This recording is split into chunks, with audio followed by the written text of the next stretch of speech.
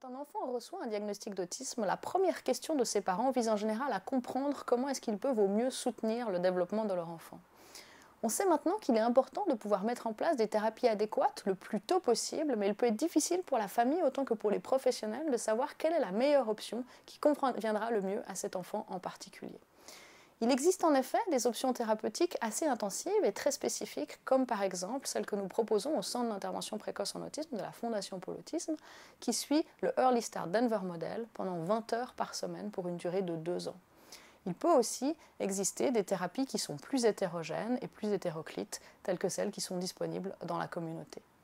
Dans cet article, nous visons à mieux comprendre quels sont les facteurs qui sont associés à l'évolution de l'enfant un an après son diagnostic, que ce soit des facteurs en lien avec le type de traitement que cet enfant a reçu ou des facteurs en lien avec le profil de cet enfant en particulier. Dans cette étude, on a analysé les données de 60 enfants avec autisme après un an d'intervention. Parmi ces enfants, 22 avaient reçu une intervention précoce dans le cadre du CIPA et 38 avaient reçu une intervention plus hétérogène.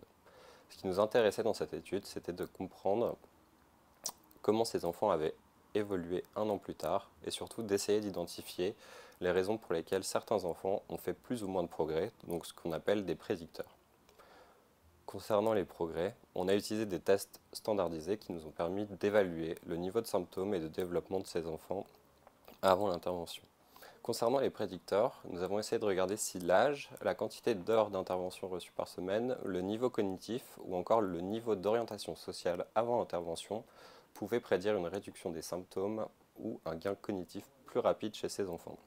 Concernant le niveau d'orientation sociale des enfants, on a utilisé une tâche d'eye tracking où on leur a présenté une vidéo où des enfants bougent d'un côté et de l'autre des formes géométriques. Ce qu'on appelle le niveau d'orientation sociale, c'est donc le pourcentage de temps passé à regarder les enfants plutôt que les formes géométriques dans cette tâche.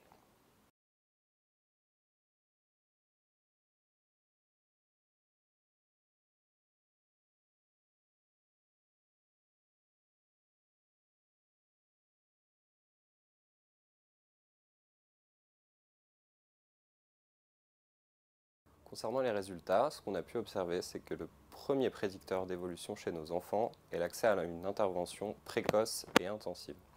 Ce sont ces enfants-là qui, au bout d'un an, voient leurs symptômes réduire le plus fortement, notamment concernant les symptômes en lien avec les difficultés de communication et d'interaction sociale. Ce qui était intéressant, c'est que ces deux prédicteurs doivent vraiment être associés, car séparément, on voit beaucoup moins d'effets. Par exemple, dans une intervention précoce qui serait peu intensive en termes d'heures reçues, ou une intervention intensive qui serait plus tard. C'est un résultat qui est corroboré par pas mal d'études qui mettent en avant l'importance de combiner les facteurs de précocité et d'intensité. Un autre résultat intéressant est que les enfants qui avaient des niveaux cognitifs assez bas sont les enfants qui ont montré le plus de gains au niveau cognitif. À savoir qu'en général, les études rapportent plutôt que ce sont les enfants avec de bons niveaux cognitifs qui bénéficient le plus de l'intervention.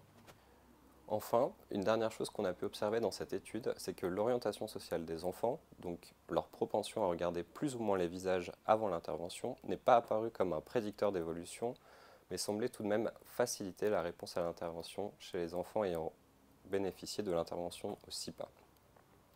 C'est un point qui est relativement intéressant dans le sens où ça soulève pour nous pas mal de questions, notamment est-ce que les enfants qui ont augmenté leur niveau d'orientation sociale durant leur première année sont ceux qui vont progresser plus rapidement durant leur seconde?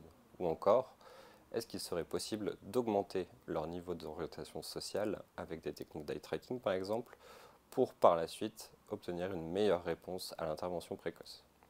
Ce qui est intéressant dans cette étude, c'est qu'elle représente vraiment une première étape pour essayer de mieux comprendre comment nous pouvons individualiser les traitements pour chaque enfant avec autisme en répondant vraiment le plus spécifiquement aux besoins de cet enfant.